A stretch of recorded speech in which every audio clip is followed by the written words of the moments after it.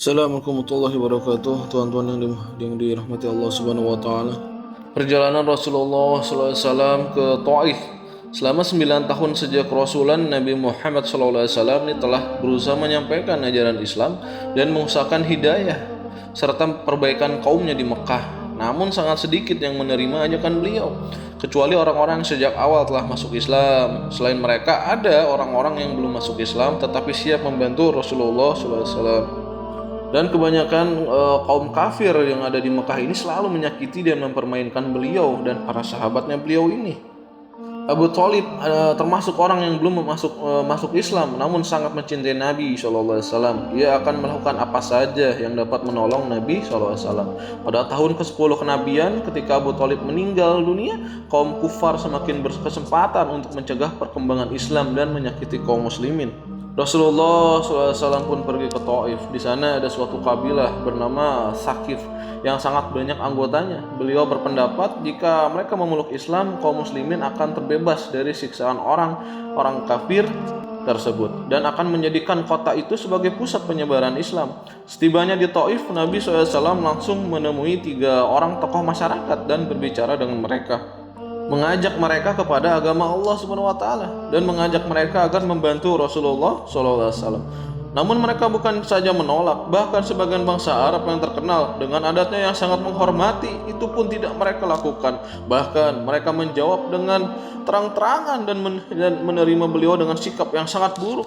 Mereka menunjukkan perasaan tidak suka dengan kedatangan Nabi SAW. Pada mulanya beliau berharap agar kedatangan beliau kepada tokoh masyarakat itu akan disambut dengan baik dan sopan. Ternyata kebalikannya. Di antara mereka ada yang berkata, "Wahai, kamukah orang yang dipilih Allah sebagai nabinya?" Mereka bertanya pada Nabi seperti itu. Bahkan yang lain berkata, "Tidakkah ada orang selain kamu yang lebih pantas untuk dipilih Allah sebagai nabi?" Juga yang berkata, "Aku tidak mau berbicara denganmu sebab jika kamu memang seorang nabi seperti pengakuanmu, lalu aku menolakmu, tentu itu tidak akan mendatangkan kebencana. Dan jika kamu berbohong, aku tidak ingin berbicara dengan orang seperti itu." Setelah itu dengan perasaan kecewa terhadap mereka, Nabi SAW berharap dapat berbicara dengan orang-orang selain mereka. Inilah sifat Nabi SAW yang selalu bersungguh-sungguh, teguh pendirian dan tidak mudah putus asa. Ternyata tidak seorang pun di antara mereka yang bersedia menerima beliau. Bahkan mereka membentak beliau dengan berkata, "Keluarlah kamu dari kampung ini, pergilah kemana saja yang kamu sukai." Ketika Nabi SAW sudah tidak dapat mengharapkan mereka dan bersiap-siap akan meninggalkan mereka, mereka menyuruh anak-anak kota untuk tersebut mengikuti Nabi SAW, lalu mengganggu, mencaci, serta melemparinya dengan batu, sehingga sendal beliau berlumuran dengan darah. Dalam keadaan seperti inilah Nabi SAW meninggalkan Taif.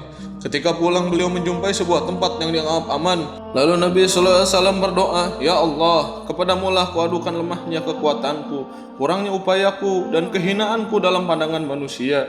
Wahai yang maha rahim dari sekalian rahimin, Engkaulah Tuhannya orang-orang yang merasa lemah, dan Engkaulah Tuhanku.